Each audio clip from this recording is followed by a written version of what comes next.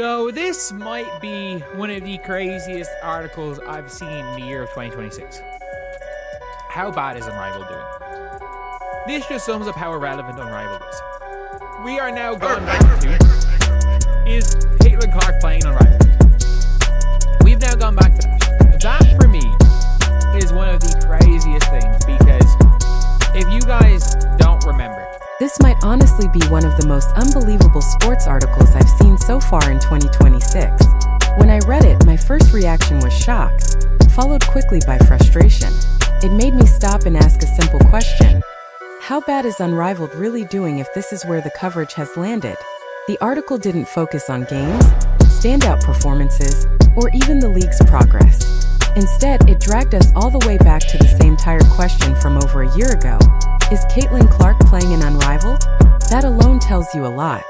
We've somehow reached a point where a league that is already deep into its season is being covered through speculation about a player who is not even part of it. This isn't forward-looking analysis. It's not reporting. Feels like panic disguised as content. What makes this even stranger is the timing. This article came out in January 2025, when Unrivaled had already been running for weeks. Games had been played, records had been challenged, real moments had happened on the court. And yet, instead of covering any of that, USA Today Sports decided to recycle the same question people asked before the league even launched. Not should she join next year? Or would the league benefit from her presence? But is Caitlin Clark playing right now? That question makes no sense when the season is already happening without her. A year earlier, this type of speculation at least had some logic behind it. Unrivaled was brand new. Nobody knew what it would look like. There was excitement around the mystery. Angel Reese was announced as a founding player. Sabrina Ionescu joined later, which added surprise. Fans were curious about who else might sign. That uncertainty created real interest. At that point, wondering whether Caitlin Clark might join felt reasonable. But now, the league exists. The games are real. The stats matter. And Clark has already said she is not playing.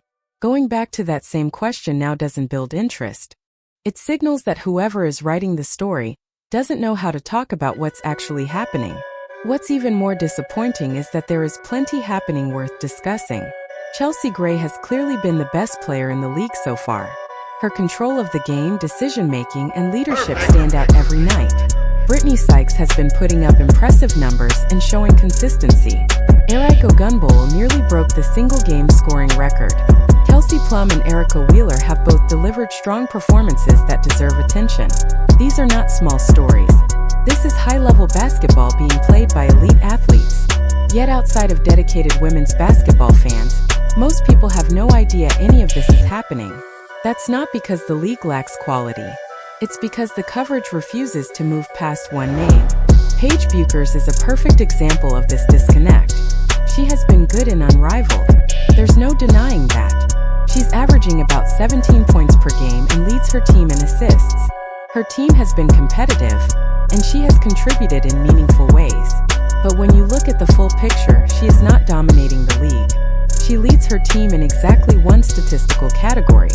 That's it. Despite that, some rankings continue to place her as the #1 player in Unrivaled. That doesn't come from honest analysis. Comes from hype. This feels familiar because we saw the same pattern last year when people tried to push the idea that Paige was clearly better than Caitlin Clark. The conversation was louder than the production. Now, with professional competition exposing the differences, the gap between reputation and performance is easier to see. The moment that really highlighted this problem came during Paige's matchup with Lexi Hull. Hull, who rarely got attention during the WNBA season, completely outplayed her. On defense, Paige kept getting switched off. On offense, Hull attacked confidently, grabbed rebounds, and controlled the flow. This wasn't a fluke moment. It was a clear example of how narratives collapse when they meet reality. That isn't an attack on Paige. She played fine. The issue is the coverage. When someone is called the best player in the league but gets outplayed by someone rarely mentioned in headlines, it forces you to question the story being sold. And yet, instead of adjusting the narrative, media outlets doubled down on what they believe still gets clicks. That brings us back to the Caitlin Clark article. USA Today didn't just mention her briefly. They built the entire piece around speculation about whether she might join Unrivaled mid-season. They referenced her ankle injury from the previous WNBA season, as if it had anything to do with a separate league months later. They even misspelled her name at one point, calling her Clack. That detail alone raises eyebrows. Either this was rushed, careless work or it was generated and barely reviewed. Neither option inspires confidence. This article wasn't about covering Unrivaled. It wasn't about women's basketball. It was about traffic. Caitlin Clark's name is still one of the most recognizable in the sport, and writers know that using it increases engagement. But here's the problem. That strategy is no longer as effective as it once was. Clark's mainstream popularity peaked during the 2024 WNBA season. Casual fans who tuned in during that moment have largely moved on. You can't just throw her name into a headline anymore and expect instant viral numbers. Her core fanbase remains strong and loyal, but clickbait doesn't bring in new viewers. It just frustrates the people who already care. This creates a deeper issue. When coverage relies too heavily on one player, it trains audiences to ignore everything else. Media spent the last year teaching fans that women's basketball content only matters when her name is attached. Now they seem confused about why stories without her don't perform as well. Unrivaled itself isn't the problem here. The basketball has been solid. The competition is real. The production quality is professional. The idea of a short, intense season with equity stakes for players is genuinely innovative. On the court, the league has delivered. The real issue lies in the media ecosystem around women's basketball. It struggles to tell compelling stories unless they revolve around one superstar. That isn't sustainable. You cannot build a league or even a conversation around someone who is not participating. Some people believe this article may have been planted to stir interest. That seems unlikely.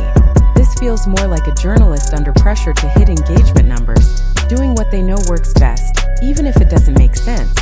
And that's the tragedy of it. A detailed breakdown of Eric nearly breaking scoring records multiple times in a single weekend would barely get noticed. But a speculative headline asking whether Caitlin Clark might join a league she already declined? That gets clicks. If Unrivaled allows this pattern to continue, it risks being permanently defined by absence. Every season will bring the same questions. Every press conference will circle back to someone who isn't there. That's not growth. That's stagnation. The league needs to redirect the focus. Stop answering hypothetical questions. Stop feeding speculation. Start demanding coverage that highlights the players actually showing up, competing, and creating moments worth remembering. Because at the end of the day, this isn't really about Caitlin Clark. It's about whether women's basketball media can evolve past a single name and learn how to tell better stories. The players deserve it. The fans deserve it. And the sport deserves better than lazy headlines built on recycled hype.